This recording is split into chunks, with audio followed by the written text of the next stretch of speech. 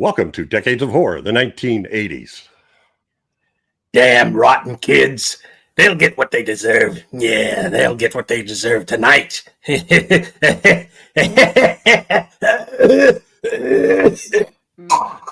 is episode 291, recorded August 6th, 2025. Gruesome Magazine.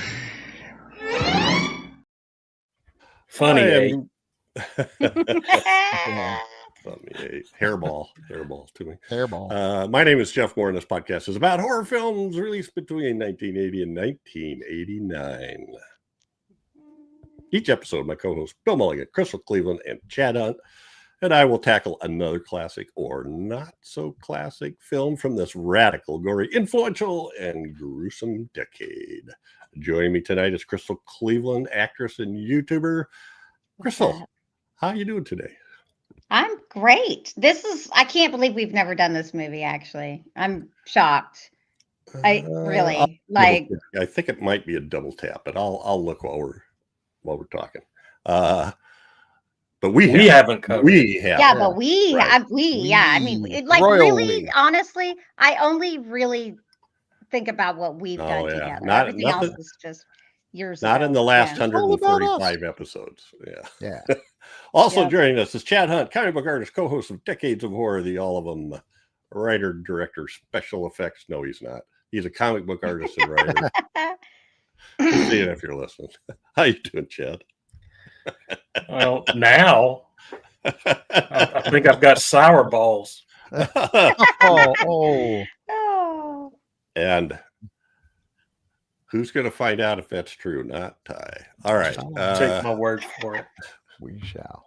Last but not least is Bill Mulligan, writer, director, special effects guru, co-host of Decades of Horror, the 1970s and the classic era, and a published author.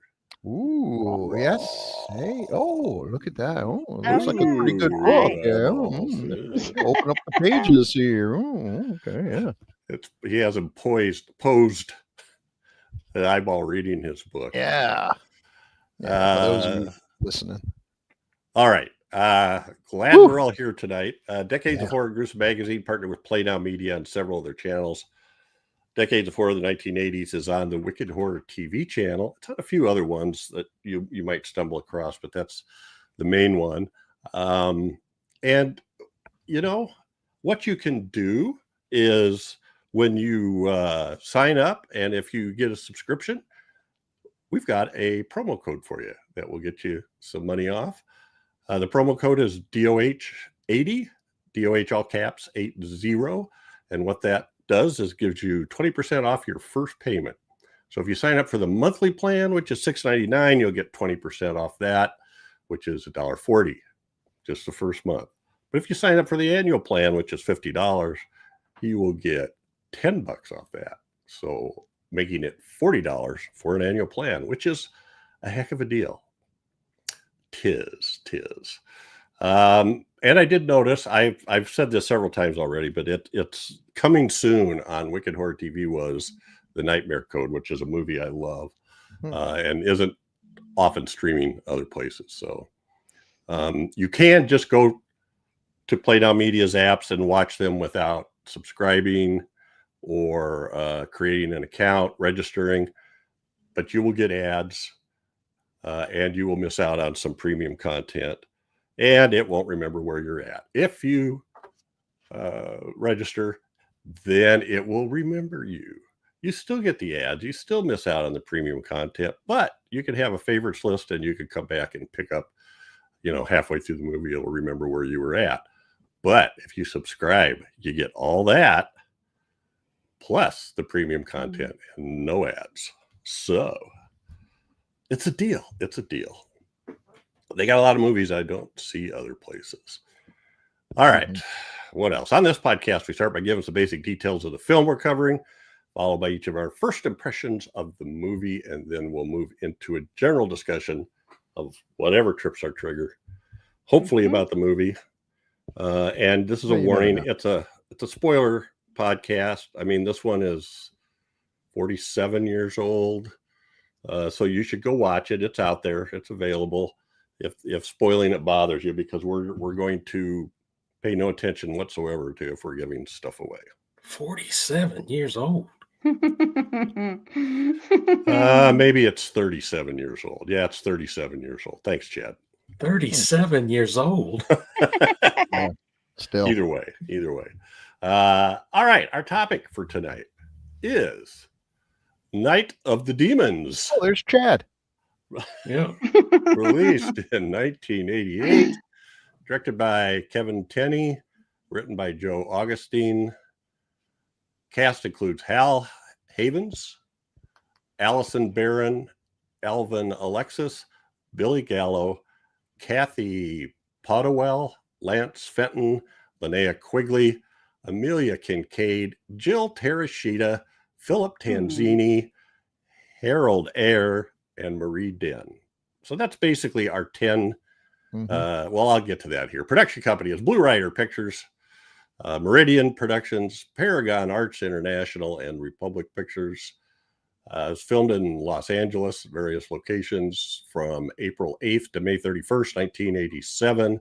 Released in the U.S. on October 14th, 1988. But before that, it was released in the United Kingdom, Japan, and West Germany. I don't know why, but hey, it had basically a Halloween release date, 1988. Budget, $1.2 million. Domestic box office, $3.1 million. The synopsis: 10 teenagers party at an abandoned funeral parlor on Halloween night. When an evil force awakens, demonic spirits keep them from leaving and turn their gathering into a living hell. You know, when I got to the end of the first sentence, I thought, what could go wrong? Oh, yeah. What could go right? Funeral parlor. And the 10 teenagers, that's who I put up there, as the 10 teenagers. And then Harold Ayer is the old man here, and his wife is Marie Den. And we may be discussing them at some point. But anyway, so first we do. There's one thing to point out. This kind of baffled me. I didn't realize this till I read what you'd written down in the workflow. The movie made $3 million on a $1.2 million budget. It's like, okay, they probably broke even or so. But apparently that was all in one place. Like it made it in Detroit. And if they had a wide release and it had performed like that, it would have been one of the biggest movies of the year. And probably, yeah. Why did they explains why there were 2 sequels, maybe. Yeah, but probably because they didn't trust in horror movies at the time. There were not hardly any horror films released in the theaters in the 80s. They had to be big budget. Otherwise, a lot of the studios were going out of business right about now, too. Yeah. There was a couple of them that went out of business. And some of the more gorier horror movies were winding down due to the lockdown of the whatever they called that PMRC, or what's the ratings board? Oh, MPAA. Yeah, was really starting to come down in the late 80s. PMRC was a different form of censorship. Were those the record guys? The record people, yeah. But they were really coming down on gory horror films, and so that horror films were kind of this type were kind of winding down, I guess. But I mean, all I know is, my economics class, if you've got a movie that's packing them in Detroit, there's probably no reason to think it's not going to also pack them in somewhere else. Yeah. Hit New York City at Thanksgiving and stayed there till the end of the year. But I guess, why should I second guess Hollywood? That's a long time. Geniuses. Well, this happens to be Bill's pick. So now it's the time for first impressions. And Bill, why did you pick this, and what are your first impressions? Well, part of my reason, and this shocked Crystal, I hadn't seen it. Yeah, and I guess I hadn't seen it because, I'd go to the video store, and there would be Night of the Demons 1, Night of the Demons 2, Night of the Demons 3, almost 3 identical covers. And I don't know, I just got the impression it probably wasn't that original or that good, or I don't know what turned me off. Now, I heard at some point, the only thing I ever heard mentioned about it was that at some point a woman sticks a lipstick into her breast.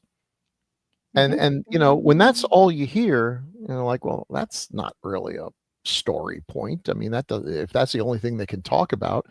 So I was very shocked, but I wanted to see it, and I watched it, and I was shocked that I really enjoyed it.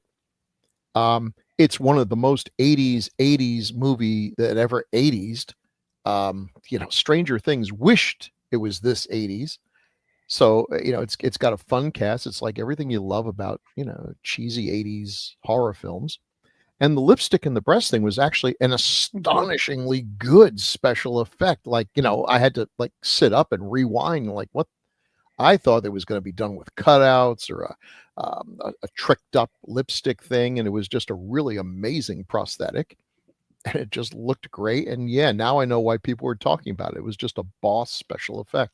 Just one of those things that makes you, I've seen so many, I've done so many, not this good. It's rare to have something that makes me sit up and say, how do you do that? So that, and Steve Johnson, the special effects guy, actually made a cast of her breasts. Yeah.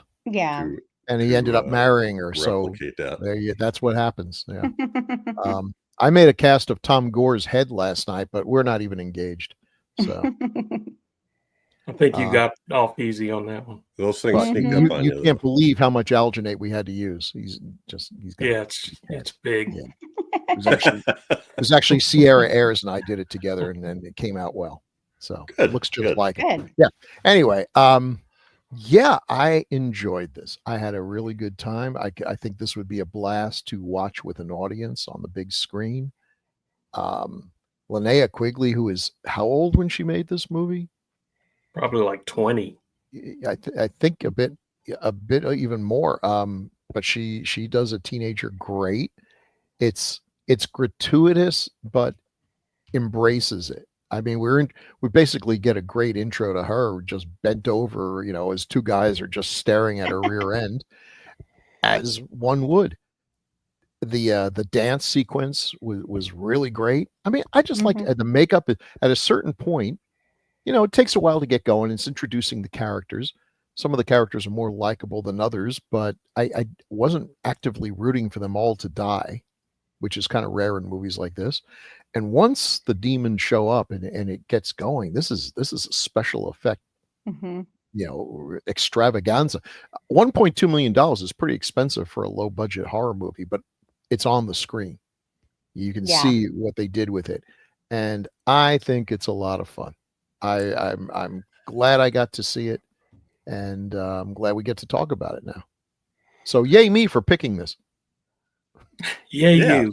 And by the way, Linnea Quigley was born in Davenport, Iowa in 1958. So she was 29 when this was shot. Wow. Oh, yeah. Well, I can still see it. looks good. She looks great. I only said it that way because you guys were talking about her being about 20 or something. So yeah, that's what I would have thought. Well, she was blessed with good genetics. I mean, what y'all are acting like 29 is that old. It's really not. Like I think it's not. But when you're playing a 17-year-old, it's like there's a big difference. But that's normal. Think about it. I can show you multiple women. Even how old was like Gabrielle from like Beverly Hills 90210? She was like almost 30. There's like, oh my God, there's several. Granted, yes, she looks good, but I'm just saying, like, actually, I think she even still has a killer body. Like, so what are your impressions, Crystal? I've seen this movie a lot. Before. Yeah, I've seen this a lot. I love this movie. I mean, I actually recommended it in one of my videos. I can't remember which one. Was it it was like the 31 Days of Halloween. It was like on my 31 Days of Halloween. I mean, it doesn't really make a ton of sense because you really don't understand what's happening. Yeah. And it's kind of weird because you don't really get it, but it doesn't matter. It's just about what's happening, and that's all it's really about. And I liked it. And I like the ending a lot. I think it's funny how the old man gets his comeuppance. And, the boob thing is amazing. It's amazing. And I think Linnea is hilarious when she starts going off the rails and she's doing her lipstick. Stop staring at me. Is my makeup okay? I can't get it right. Yeah, this is unhinged, but I mean, I don't even know. Like, I think the acting is good. I think there's not a ton of special effects, but there is a lot of, killing and stuff Mhm. and some blood. And I mean, the location's cool. I mean, I don't know what to say about this one. I guess because like I feel like it's such a classic. Like I'm shocked that Bill hasn't seen this before. This is an absolute cult classic for sure. Oh, yeah. Like absolutely. And waiting this long to see it just blows my mind. But yeah, I mean it made Linnea and Angela's character. Yeah, I mean yeah, I love it. In I my love it. defense, I may have Yeah. also gotten it partly confused with the movie Night of the Demon, which is about a killer Bigfoot and has absolutely nothing to do with this. But one little S, and so I felt like I'd seen a movie called Night of the Demons. Just I had not. All right, thank you, Crystal and Chad. Had you seen this before, and what were your first impressions? Yeah, I saw this a long time ago when it first came to video stores, and I was a big Linnea Quigley fan and a big Steve Johnson fan as well, and so I was there for the special effects and the makeup effects and stuff like that, and it's a pretty simple story and or a premise, and it's more or less a haunted house story when you come to think about it. But the special effects really impressed me. The makeup effects. Not only were the designs very good, but the execution of them were excellent as well. I mean, each character had their own look. Especially Linnea Quigley's makeup was my favorite of all of them. She looked terrifying in that with the teeth and everything. The teeth almost protruded straight forward, almost. So yeah, this, and as much as I like this film when I first saw it, I never revisited it for a long time for some odd reason or another. But yeah, this is a favorite of mine, and it is a classic for a reason. It is like Bill said, it's slow to get started, but once it gets started, it's pretty it's a race to the end, of how they're going to escape the house and everything.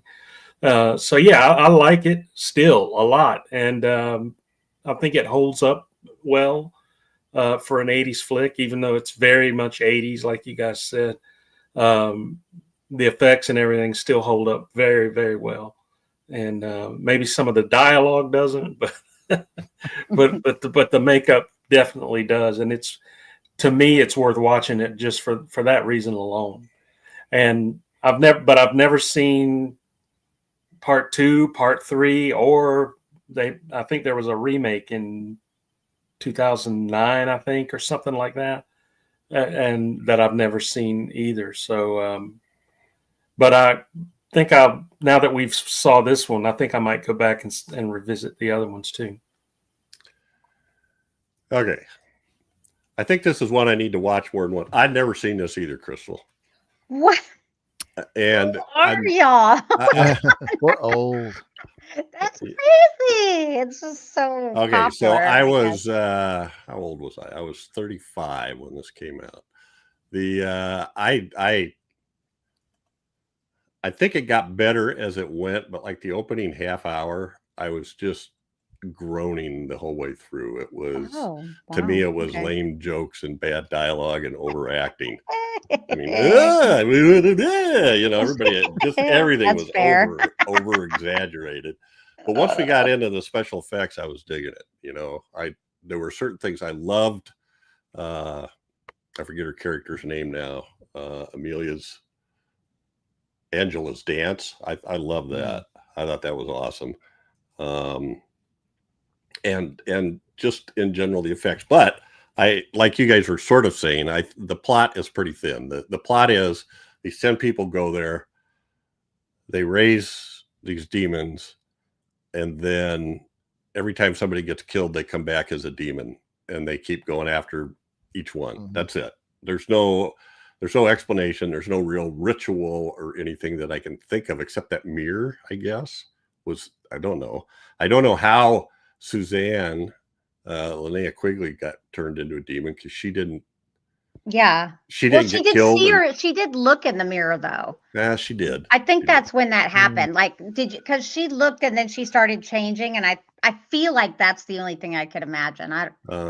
But other stuff, I love but the last, like 45 minutes to an hour, I was thoroughly engrossed, because it was more about scares, and actually the jokes at that point were better. They were, in my opinion. But the effects I thought were awesome. All right, and you know what? This has anybody that's interested. There is I think it's Scream Factory has a 4K Ultra HD of this. Oh wow! If they're interested, I did not do that. I didn't think of it. And anyway, not for any particular reason, but now are you okay? Is the time on Sprockets when we do taglines with Chad. Chad's getting off easy today. As played by Chad his own self. This will make up for the 1,200 that we had for Tarantula. Yeah, the 1,200 fake. Oh, that's what Half they of them were. were Daddy fake. long legs. Okay, that makes sense. Jeff was just pulling like quotes off of cans of Raid. Kills bugs dead. I thought I was going to end up reading the ingredients for a can of soup. One of them was on a poster. There was just a lot of posters. Oh boy. Anyway, taglines for Night of the Demons. Put your party face on. Oh, that's fun. Yeah. I mean, whatever. Especially with that poster with the scary face. Yeah.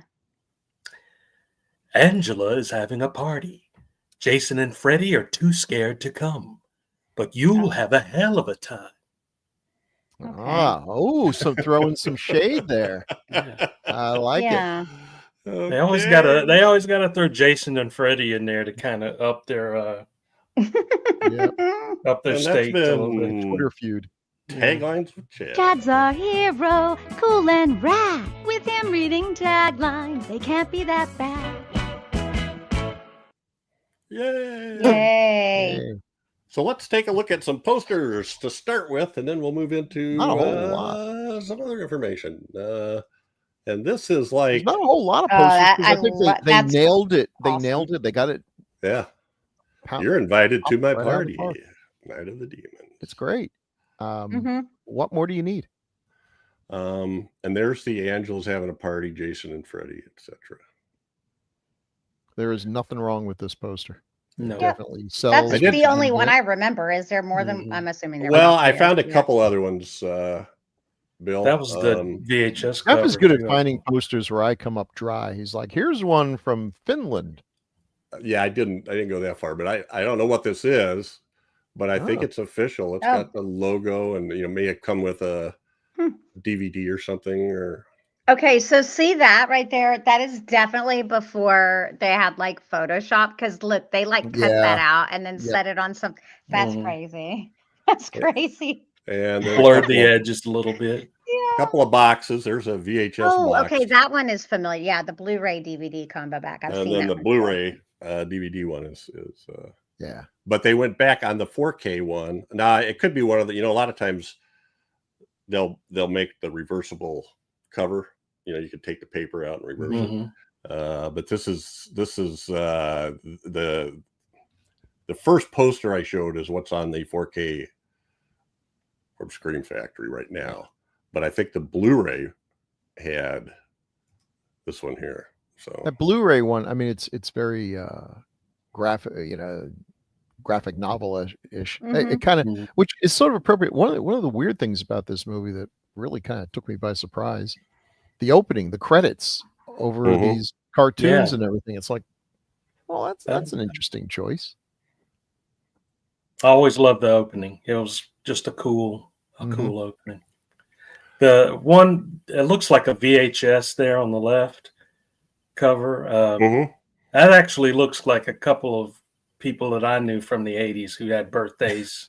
It also looks like, these people who like hit their pictures with some filter before they put it on Facebook or whatever, and it gives them that, my face has less lines than a baby's bottom. And it doesn't work. It doesn't help anything. Look, she's still a demon. The gleam on the teeth is just icing on the cake there. Yeah. So the director, yes, sir, John Tenney, we've done one of his before. Witch Trap. Witch Trap, yeah. As Witchboard, which, as a matter of fact, the remake, update, whatever, is coming out this month. Oh yeah. Mm-hmm. But it's been like, God, that was finished a long time ago. I know. Crazy. I just saw, I don't know, somewhere I saw it on a list from some magazine of horror movies coming out this month. Let me see. Because I know there was a Night of the Demons remake as well. No, he's not. Well, wait a minute. What's upcoming? No. He may be involved, but he's not directing. I have no idea what's going on with that, but I know it's supposed to come out in August. I've never seen Pinocchio's Revenge, though. It would fit in right now where everyone's making horror movies about, Winnie the Pooh and Piglet. Bambi. Apparently. Yeah. Which actually is getting some good reviews, amazingly. Popeye the Slayer Man. Steamboat Willie. Mickey Mouse. Screamboat Willie. Oh, that was, wait a minute. Now, what have we got mixed up here? Kevin Tenney did he write Witchboard or did he direct it? Because I've got Witchboard is coming out, but Witchboard is coming out, but I thought that was the same as, I thought Witch Trap and Witchboard were the same. No, Witchboard. We did Witchboard too. That was with Tawny Katane. So what am I? You're thinking Witch Crap. Oh, it is. It's, gosh darn it. It's a different movie. Yeah. All right. So I didn't want to correct you, though. Oh, you should. Well, we figure you're on the abyss. You're balancing on the abyss. We don't want to be the one to push you. What happens is I go through and edit this, and I look it up, and I go, "Oh shit, that was wrong." So then I got to cut it out. He directed both of those, Witchboard and Witch Trap, but in the new Witchboard, Chuck Russell is directing it. Oh yeah, Tenney is listed done as for like a long time. Yeah. I'm surprised it's taken this long to come out. I know. I'm kind of concerned. Maybe they just wanted to make sure they got it really. It looks cool though. I'm not gonna lie, it does look cool. And they're not using a traditional Ouija board. They're using like a pendulum and so I think it's gonna be good. It is odd that it's taken so long. Yeah, but you never know with these things. Well, and Kevin Tenney's only involvement is credit as inspired by the screenplay by. So I think they're just, it's like a, hopefully they threw a few shekels. A reimagining of Witchboard, maybe. I don't think I've ever seen The Cellar either. Yeah. I can't tell what that poster familiar. is. I know. I'm not sure. It's a mess. Yeah. Is that that would have been about the same time. So he really busted it during that time period. So that's now he didn't direct Night of the Demons 2, but I think he, if I'm correct, but then he came back for Night of the Demons 3. A family moves into an old house in the Texas desert that is haunted by a Native American curse in the form of a ferocious creature that dwells underground. That's in The Cellar. Boy, I would not get that from that poster. No. I could, if you look at there's a different poster on IMDb that it looks like something coming up the stairs out of the cellar. You can sort of see the doorway there, but it's too messed with. Did Witchboard 2 in '93. I don't see him listed as a director for any other Night of the Demons movie. And then I stuck this one in front of the special effects one because I think I could kind of go through this. So these are the 10 kids that decide to go for Halloween. Yeah. On the left is Alvin Alexis, is Roger, who breaks the horror trope. Yeah. The African American being the first guy to die. I was shocked that he is one of a grand total of 2 survivors. He even had a red shirt on. Yeah. Yeah. The goth looking woman is Amelia Kincaid. I think she was billed as Mimi Kincaid or something like that. She played Angela.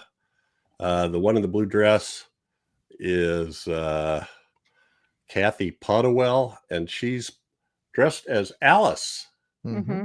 Go ask Alice, and boy, does she play the part. Mm-hmm. She acts just like Alice. And then what do we got there? Let's see, Jill Terashita is Franny. That is Max's kind of girlfriend, and they're not even next to the people that they were with. The one let's do the front row. So we have Podewell, and then the one next to her is the character's name is Helen, played by Allison Barron, and then Max, played by Philip Tanzini. And then starting in the back row from left, we already talked about Alvin Alexis and Amelia Kincaid and Jill Terashita. And I believe that's Billy Gallo. He plays Saul. And the next one is Lance Fenton. He plays Jay. And then Stooge, Mm-hmm. Hal Havens, and Linnea Quigley. All right. And here's them in makeup. The before and after. I was like, there's not that many effects. There's a lot of effects. It's just I wasn't even thinking about most of the makeup. It's mostly makeup. Yeah. Yeah. We got the one Steve guy Johnson up at the top there. Mm-hmm. Yeah. The one guy is armless. There's the Linnea Quigley you're talking about in the top right. Mm-hmm. Yeah. I'm sure Johnson had a great time doing this. Well, he had a great time casting Linnea's breasts. What's funny is like Angus, is that, or Angus or Alexa? Oh gosh, I'm sorry. Look Alvin how smiley Alexis. he is. Yeah. And everyone, him and the dude in the red shirt, and everyone else is like, and he's like, hey. Yeah, they're all exorcisted out. He's like, I'm the wait, the one in the front too, Stooges. Yeah. He was pretty wild. That was cute. Mm-hmm. Max. From the interviews I've seen, he gets his arm ripped off. People enjoyed the cast, had a good time together, and because it's not always fun sitting in a makeup chair and having gook glued onto your face. Where I got this picture, there's like a half a dozen pictures like this in different arrangements, and they're all laughing their ass off. It just looks like they're having a great time. Mm-hmm. Yeah. So here's some other stuff that Steve Johnson did. That one at the freaking top Slimer? Yes, I think he designed Slimer. Yeah. He Nightmare on Elm Street. Worked on Syl from wow. Species. Yeah, Species. Nightmare on Elm Street. Big Trouble in Little China, with all the cool makeup effects there. And the one at the top, I believe, may have been when he first met Linnea. She was one of the souls that was like coming out of Freddy's chest or something. Yeah, well, there was a scene with the breasts. You see one of the figures behind Freddy's chest there with breasts. That was Linnea Quigley. Yeah, and which top picture? Which nightmare is that? Was it 4? I want to say 4. I want to say 4. So what about the makeup effects on here? I thought they were all pretty good. I thought that I loved them. The arm ripped off, the arm ripped off was cool. Stub and the tendons and veins and stuff hanging. The eye gouging is one of the best eye gougings I've ever seen. I mean, it makes a horrifying sound and kind of a popping bit. I mean, that was effective, and the actor was selling it well too. So yeah, not that I collect eye gouges, but that was a pretty good one. And he was a guy you were glad to see his eyes get. Yeah, he was a jerk. He acted like this clean cut, super jock or something, and I like his demon effects. That he has a good hand with messiness. That sometimes in these movies they have a good demon design, but they cast it in like foam latex, and it's just too clean. Demons should be horrible and dirty and not necessarily symmetric. And these have just nasty teeth and horns spouting everywhere, and their skin is terrible. And well, yeah, and it's demonic. And it's not just one makeup. I mean, they Mhm. go through a progression. So there's lots of good stuff in there.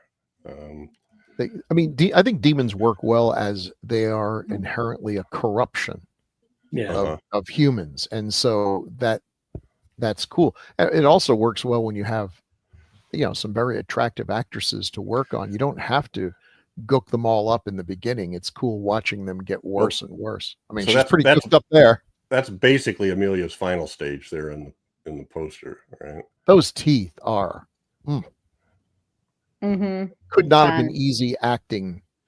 I'm sure all that had to be dubbed in once they stick those veneers on you. It's And pretty the hard. snake, is there a snake going through that crown? I don't think Looks that like was it, there yeah. before. So like the bottom is before. Well, no, that's not before because her hand's on fire. Yeah. That's before she gets all creepy. The top, I guess, is after she's bitten his tongue off. Look how happy she is with herself. She's got a creepy smile. She just blows that tongue right back at him. Yeah. She's sort of iconic at this point. She's that whole makeup of her at the final stage is pretty. Everybody knows what movie it's from. I'd be willing to. I wouldn't mind watching the other two just to see, because she's in all three of them. Now she's the one who did the dance too, right? Yes. Yeah, I love that dance. I thought that was really well filmed. I like the music. I like the strobe light. Goes on for a bit, but I was okay with that. Could have gone on longer for all I care. She has gone on to a career as a animal whisperer. Yeah, I saw that. Surprised me. I mean, have you met her? Animal communicator. She has a book straight from the horse's mouth, How to Talk to Animals and Get Answers. I love her. You crap behind the couch. I've never got an answer for that yet. Yeah. She's crazy. I love her. She seems like, I've never seen her at a convention, but I have a feeling that she's a pistol. If you watch this on the Joe Bob Briggs, he had her and Linnea come out, and oh really? They were having. I went looking for it and I didn't see it. So it was her and Linnea that came up to me actually, and they liked something I was wearing, and they're like, "Oh my god!" Linnea's like, "Isn't it great?" And she's like, "Awesome." Yes, I love it. It's so fucking weird. I love her. She's great. Their parts, here's Shudder. I love Shudder. Shudder, we love you, but Shudder's search engine fails utterly at finding Joe Bob Briggs stuff. You got to go to each season and search and try to find. I wonder if it is. I agree. I totally agree. One. He had some Halloween ones. Maybe it's in there. It could, because you can't search by the movie. You should be able to search by the movie, and it should come up. It was actually the one where it's a filmed. They went to the drive-in. They actually had a okay, a show at the drive-in, like and Jamboree or something. Okay. Yeah. I thought I read something about how somebody hired her, but I'm not seeing that now. Anyway, she's also a jazz dancer and choreographer, etc., etc. She's cool. And her aunt is Rue McClanahan. I had no idea. That's awesome. You can kind of tell in that last bottom picture there. Yeah. You can. She's got the sassiness, right.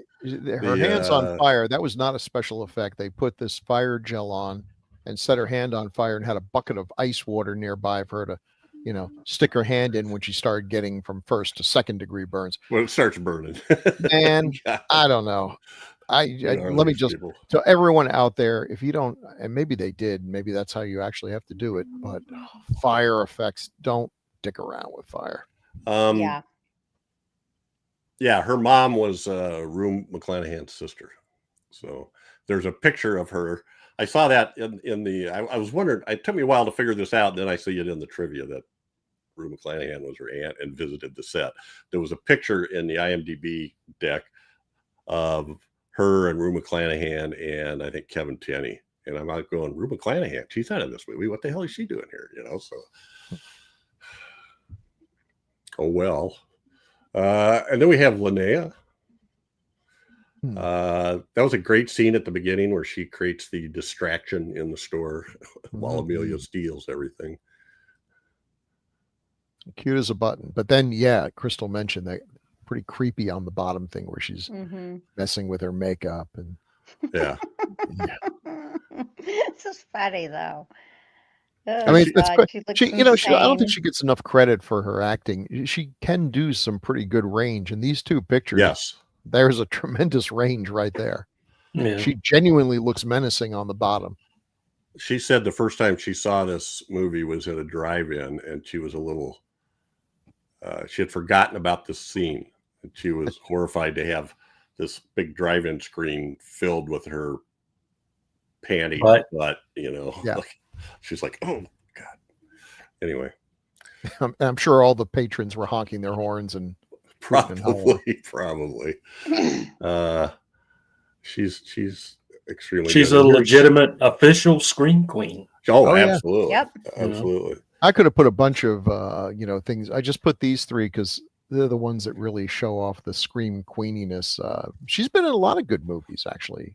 I was surprised at some of the small roles that she's had in films, but there was that period of time where all you had to do was get Linnea Quigley, Brinke Stevens, who else? I'm missing an obvious one. Just put them in a movie, have them on the cover. Nightmare Sisters, Hollywood Chainsaw Hookers, Sorority Babes, and the Slime. I mean, these things were their only selling point was they had the scream queens. Mm-hmm. There would be some boobage, there would be some blood, there's probably a monster or two, and her iconic turn is Trash from Return of the Living Dead. Yep. Yes. A genuinely great performance. That probably is really. That almost looks like, what well-known movie that is in the top left? Yes, I can't remember the name. Return of the Living Dead. Okay. Thank you. Because it's got that, she's got that like skull pin thing on. So I just remember the hair. It's the hair. Yeah. Because that look is iconic. And I assume the other one is Hollywood Chainsaw Hookers. I think so. Probably. Yeah, she's got, you go through the 80s, it's just incredible how many movies she made every year. And then I pulled this one just because these two shots I just really liked of the two of them. Mm-hmm. Just their attitude and their Amelia in the top, giving the side eye to the clerks at the store while she's throwing stuff in her bag, and Linnea going totally demon goony here before.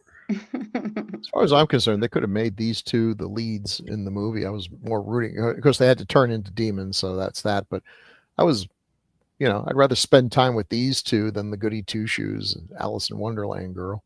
Mm-hmm. So I don't know too much about this guy. Maybe you guys do. Hal Haven or Haven? Never heard of him. I really don't, and I've been kind of a little short on time, so I didn't get a chance to look up what else he's done. But he was good in this, playing the role that he's playing, which is the unlikable, douche nozzle that is going to die horribly, and the world is all the better for it. But he's still that bottom picture. Look at that makeup is not is subtle almost, but it's still horrifying. You could.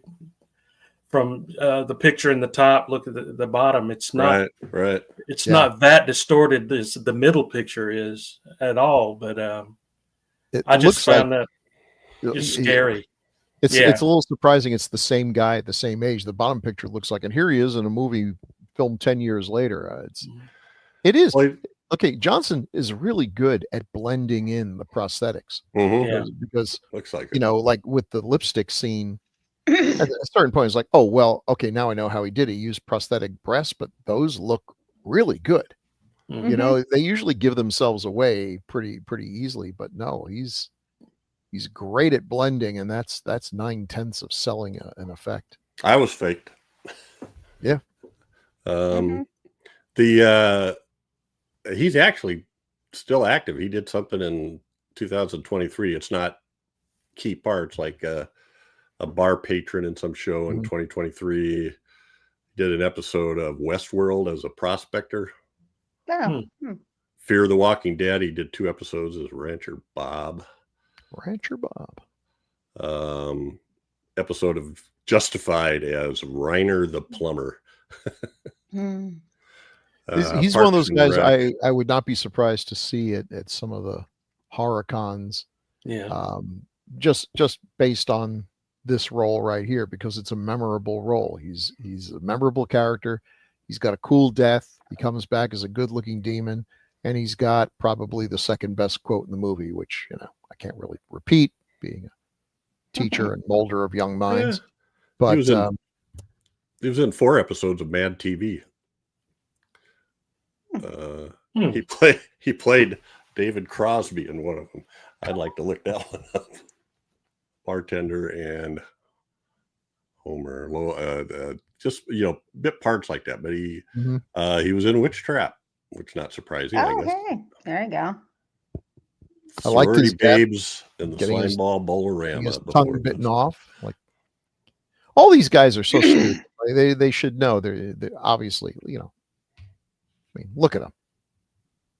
No babe's going to be kissing him unless she's there to bite his tongue off. Yeah, he was all into it. Oh yeah, of course. Yeah, she wants me. Yeah. Anyway, it was the pig snout. He was good.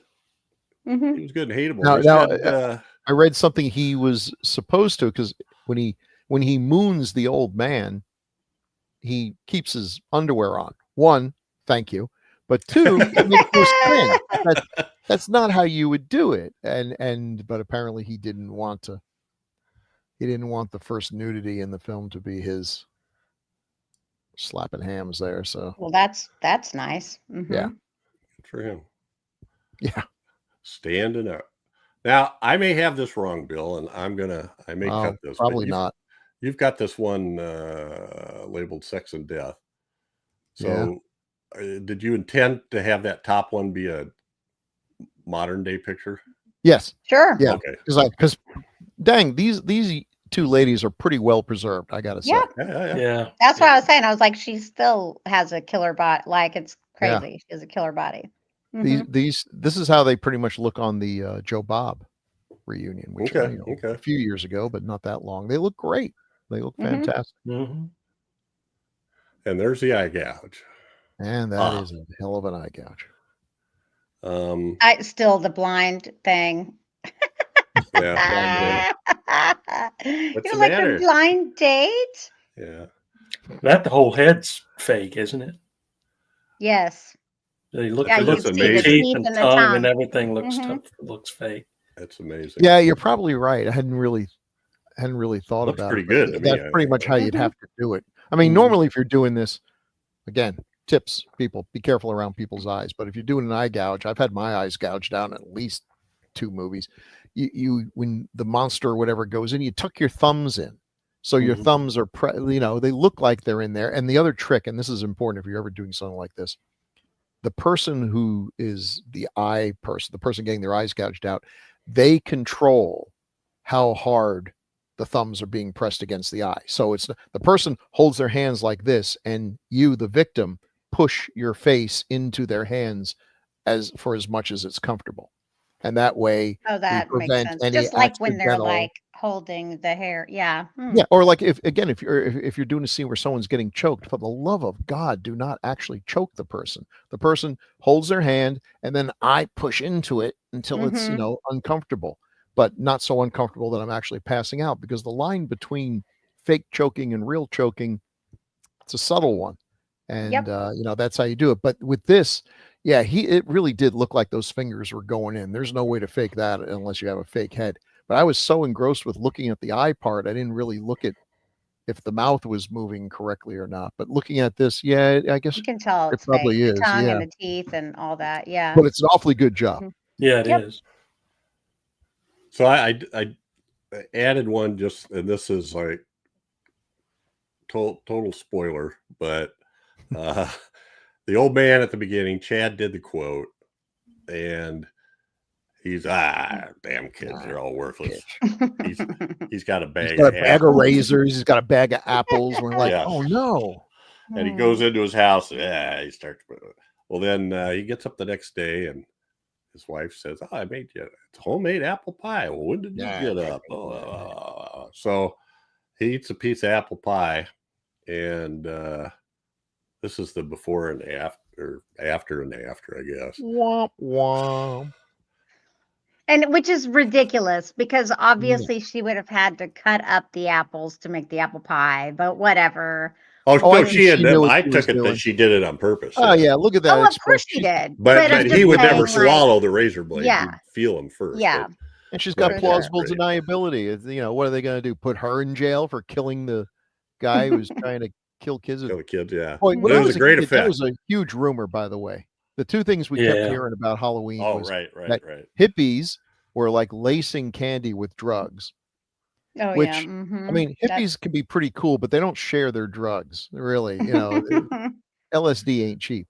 And the other one was the razor blade and the apples. Well, that started, I remember in the 70s, that rumor started. Hospitals would volunteer. You can come and have your kids' candies x-rayed.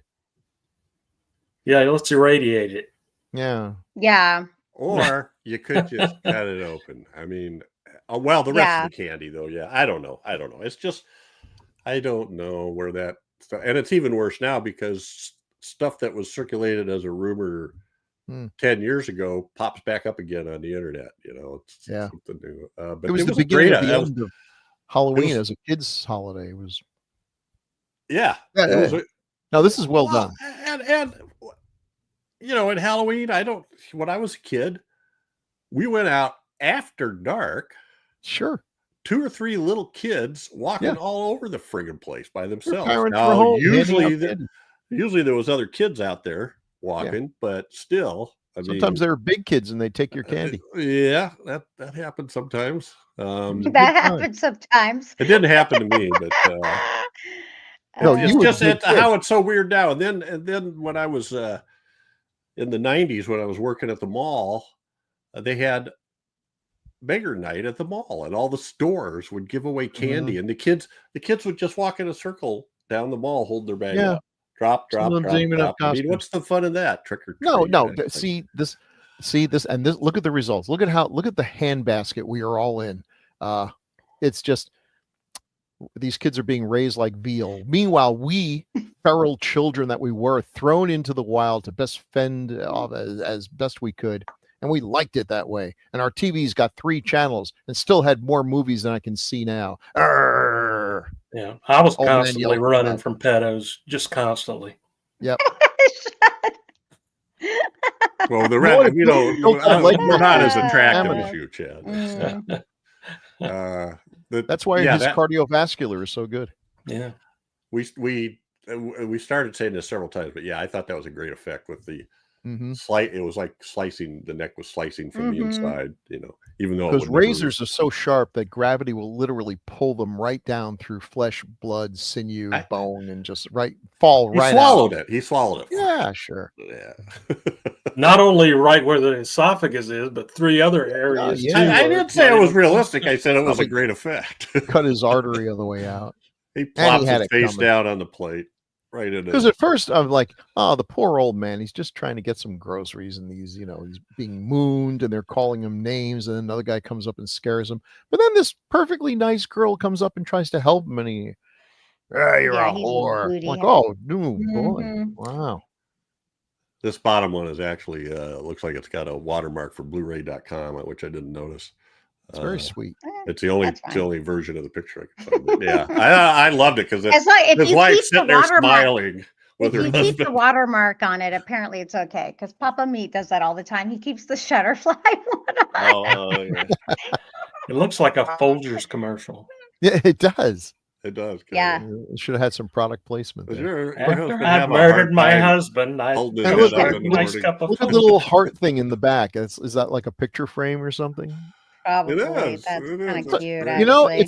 It is a really well composed shot when you look at it.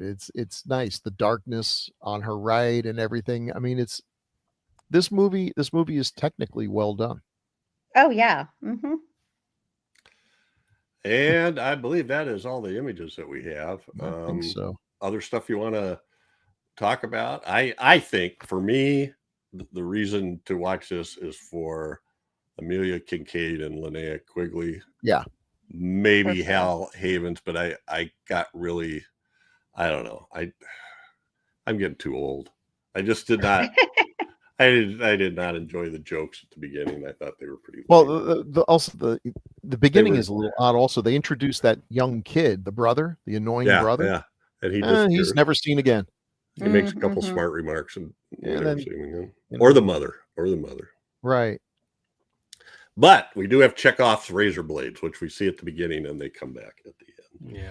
And the other thing, the scene that I thought, I don't know, you tell me, I'm sure it didn't remind you, but at the end, Judy and Roger, worn and tattered, the worse for wear, are walking slowly down the sidewalk and the hedge, kind of hobbling. And that struck me as it reminded me of a shot from Halloween when the girls are walking down the sidewalk. They're not like all beat up or just survived a war, but I don't know. It was a similar shot construction, I guess. Anyway. Probably thinking how they're going to explain that 7 of their friends are dead and mutilated back there.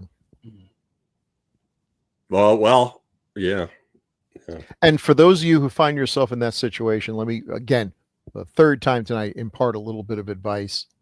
Drug-crazed hippies. When you are confront somehow by the miracle, the grace of God, you survive an onslaught of supernatural forces. For the love of all that's holy, do not tell the cops that you managed to fight off zombies or demons or venomous Gila monsters or whatever. They're not going to believe that. They're going to think you're crazy, probably the killer. Drug-crazed hippies. Yeah, that's probably true. That's it. They'll believe that. A gang of pedophile politicians. in the house. Yeah. Okay. Oh my. Oh my. That was good. All right. I like too. I think it was Saul as he falls out and lands on that stake up through his chest. Right? Oh yeah. I didn't notice it at first, but he's one of the zombie demon things walking around at the end, and he still has that stake sticking out of him. Continuity. Good stuff. Yeah. Good stuff. All righty. Well, we do have some feedback. Oh, good. We have a fair amount of feedback. Very feedback. I haven't clicked this yet. Oh boy. Okay. All right. And the first one is a pretty long one. And I Jesus, actually what the well, I know what he's talking about. Because I played our episode. You realize The Hitcher was our first video for 80s. Was it? Yeah. What? Was it really? Yeah. All the way back to 171. Wow. All right. Who feels like reading stuff? I'll read it. Oh. On episode 171, The Hitcher. Thanks, Crystal. Thanks. You're welcome. Yeah. Okay. Okay. At 1424. Okay. I'm sorry. Anthony Hudak 9363. Okay. Sorry. That's okay. The name. Okay. I can understand that criticism, but I can also understand that Ryder had already set up the truck, called the cops, and likely told them he would only talk to Jim, otherwise he would kill her. Also, the whole "you'll figure it out" is not supposed to be this easy thing to verbalize. He's doing this to Jim to, in my opinion, push him to a point where he would be a killer. I have heard the whole split personality theory, and I got to be honest, I would have absolutely hated it. Maybe that's just me being spoiled on that kind of twist, but I do kind of love the fact that Ryder just shows up out of nowhere, and I can easily go both ways, whether he's human or supernatural. Okay, so I like I said, I listened to this, while I was doing some other stuff. But Crystal you were big time into the split personality thing, or what is it called now? Dissociative identity disorder. Yes.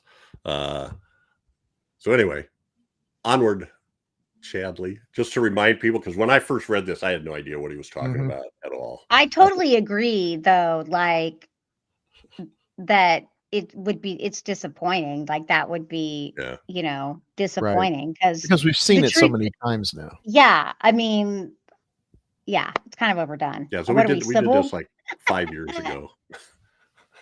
We recorded this in December 1920 or 2020. Wow. Jesus. Everybody's watching The Hitcher tonight. Okay. Wow. Give me a C, a bouncy C. 1920.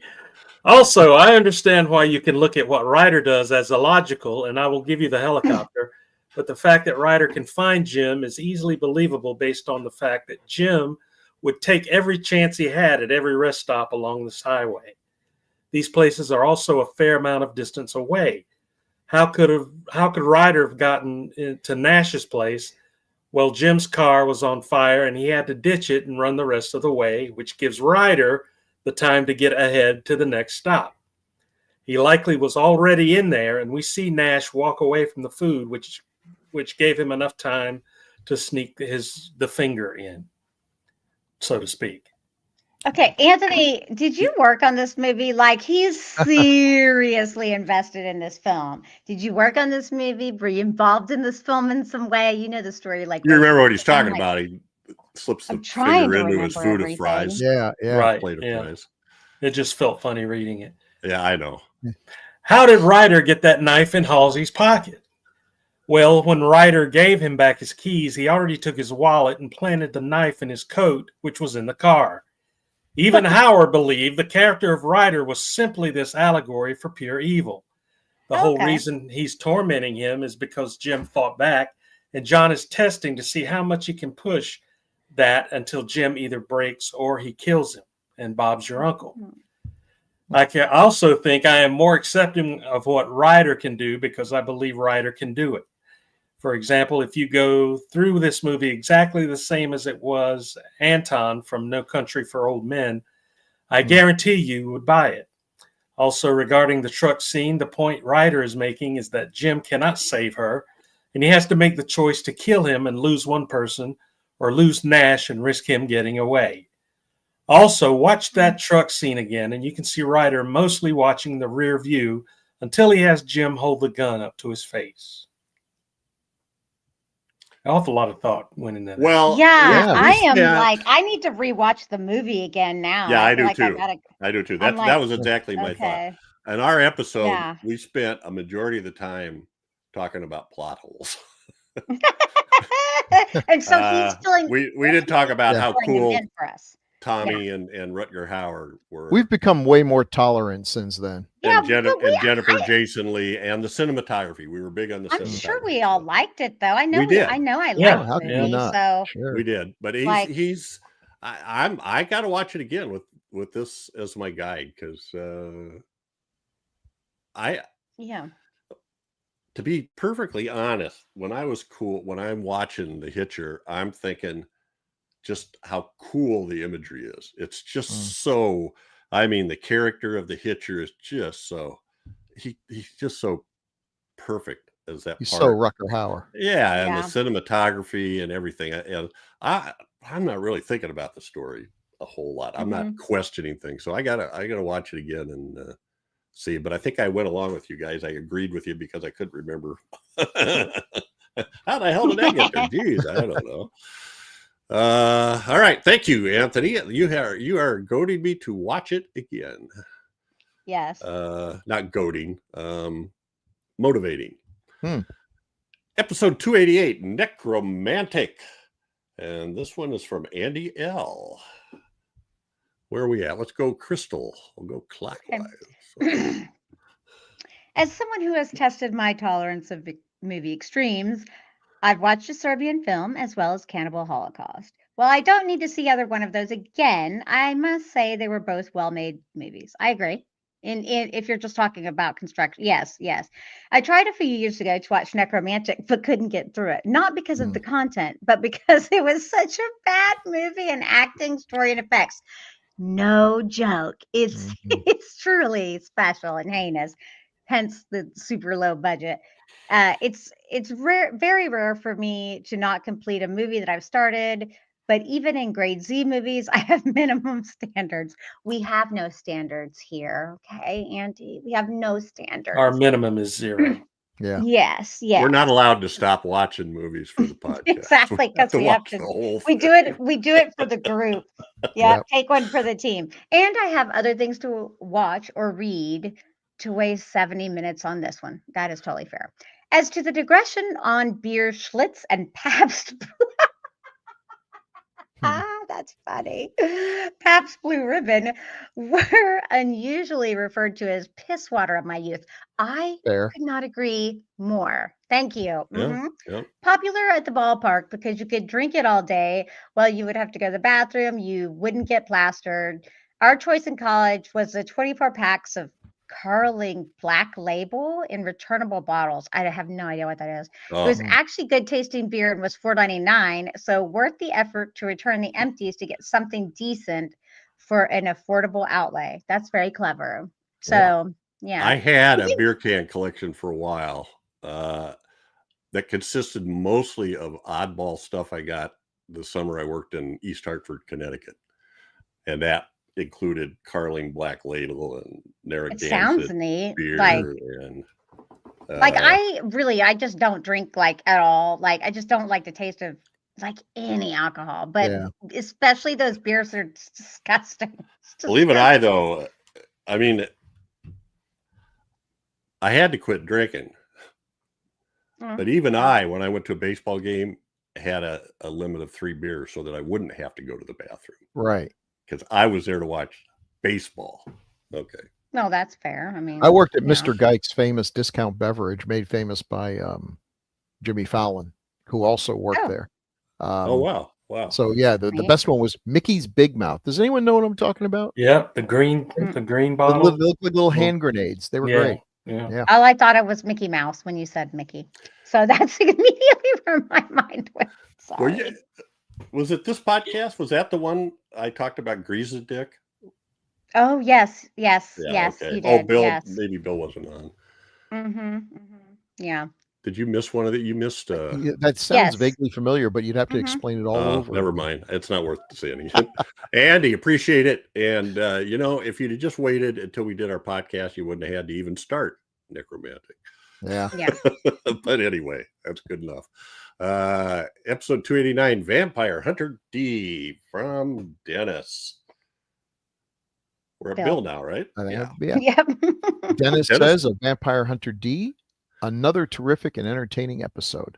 First discovered Vampire Hunter D back in the 80s on the USA Network's late night flight show. That was a great show. Yeah. A perfect time for it. It's over-the-top gore and disgusting slimy things that crunch under your feet. The effect is not unlike attending a crazy quilt, well-done haunted house attraction. Yeah. Thanks. Very true. Yeah. And that's Dennis Lancaster, who's a new commenter that a new and enthusiastic That's commenter. awesome. Yeah. Yay. And let's see, Wes Diorio, who's back. We love Wes. Chad. Wes says of Vampire Hunter D, hey, Grue Crew, I am not a fan of anime, but I really like this movie.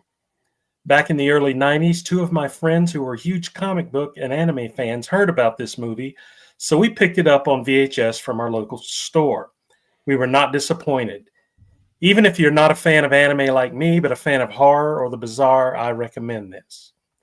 I'm glad you picked up on the references to M.R. James' vampire story, Count Magnus.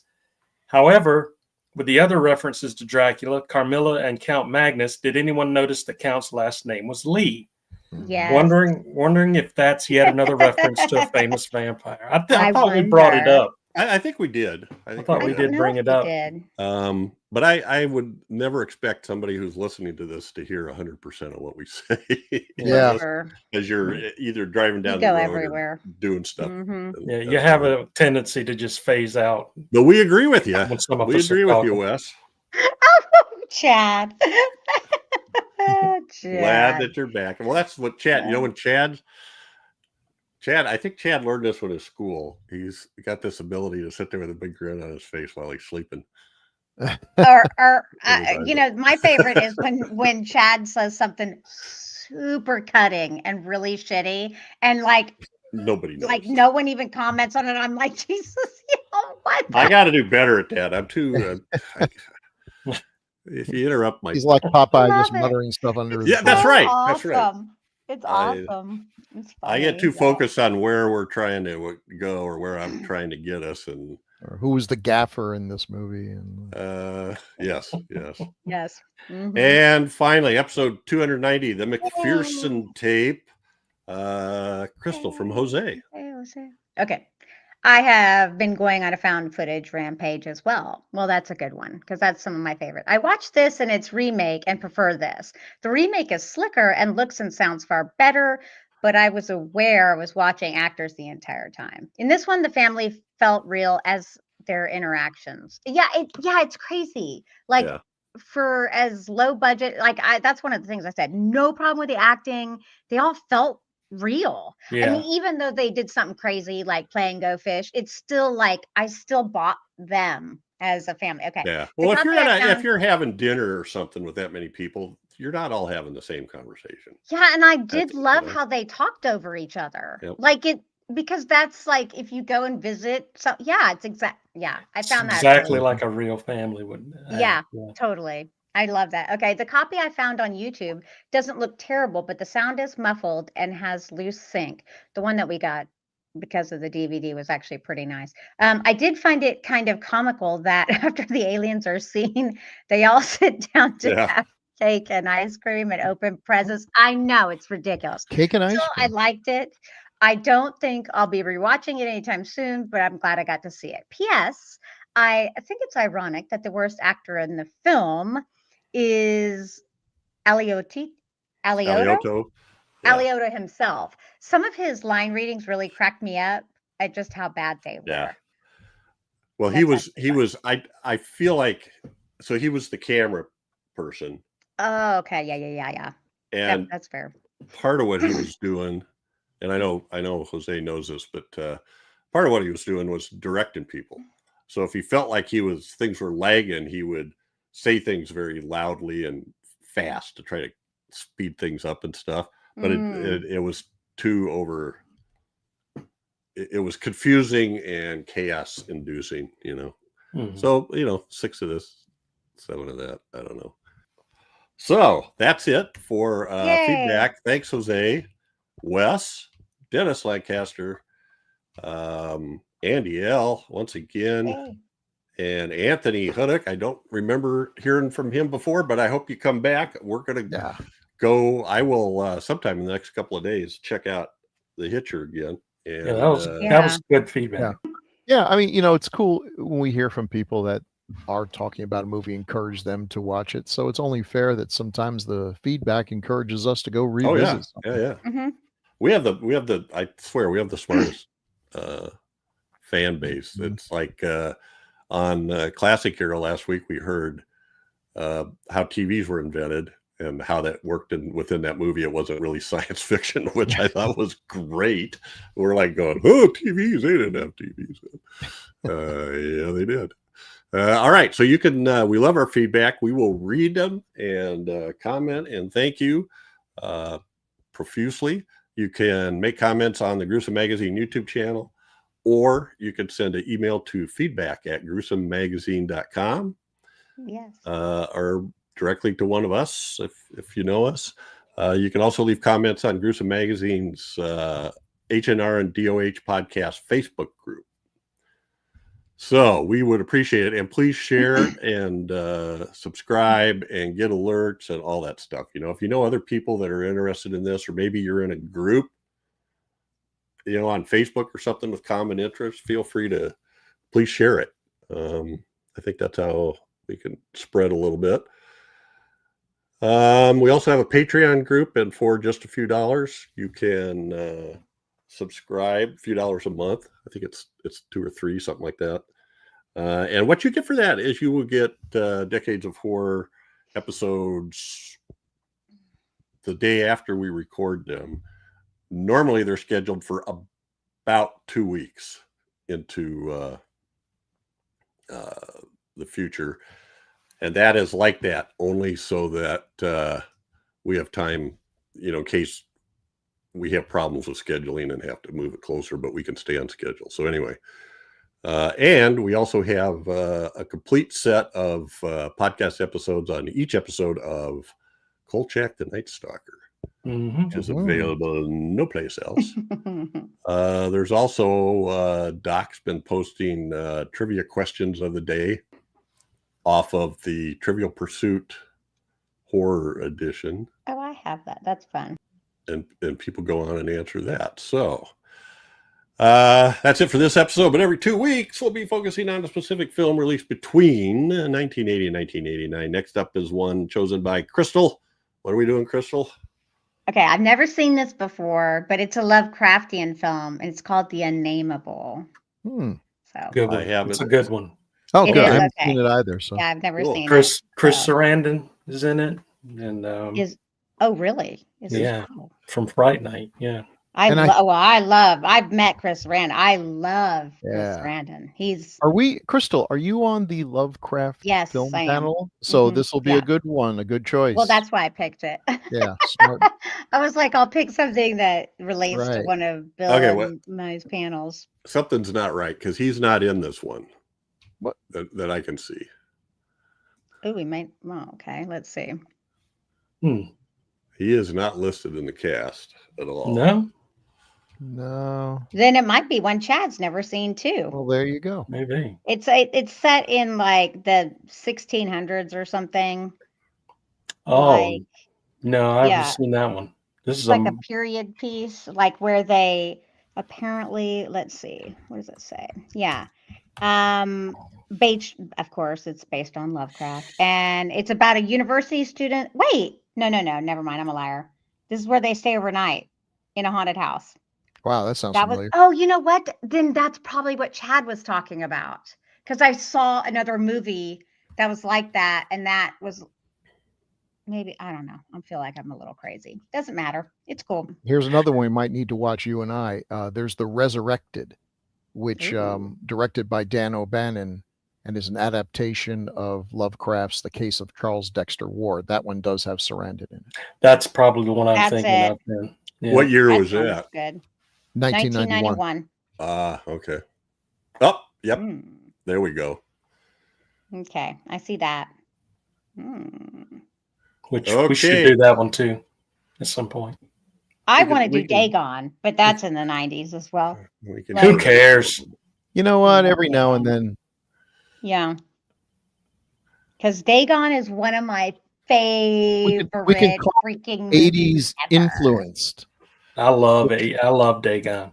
Me too. Like, oh my God, it gets so creepy at the end. Oh my God. And I know it's like a low rent Jeffrey Combs, but I don't care. It's fabulous. Stuart Gordon. Yeah. Yes, it is. Yes, it is. Yes, it is. I don't think it's low rent at all. Oh, no, Jeffrey Combs. It's because it's not Jeffrey Combs. It's a guy that actually looks a lot like Jeffrey. Yeah, it is kind of. Yeah. Timu Jeffrey Combs. All right. I mean, I feel bad because he did a great job, but he's not Jeffrey Combs, I mean. Jeffrey owns Lovecraft. There can only be one Jeffrey Combs. It's fabulous. All right. I think that's it. Let's wring this bar rag dry. Yes. I need to wipe off the counter. All right.